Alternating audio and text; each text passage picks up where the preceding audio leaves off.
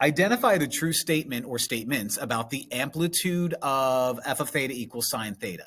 Now, this is sine theta very, very, very, very, very, very, very quickly. There's no attachments. There's nothing being multiplied to it, no phase shifts, nothing like that. This is an invisible 1 sine theta.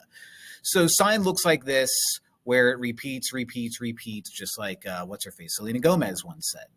Now, the amplitude is not from the tippy top to the very bottom. The amplitude is the measure from the tippy top to the midway line, or the midline as some people call it.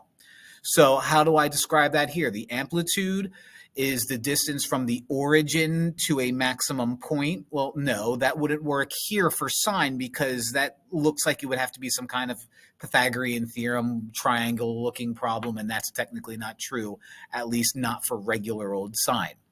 The amplitude is the average of its maximum and minimum values. Well, no, the maximum is 1, the minimum is -1, and the average of the max and the min is going to be 1 plus -1, which is 0 divided by 2. So that's saying that the amplitude is 0. That doesn't make sense.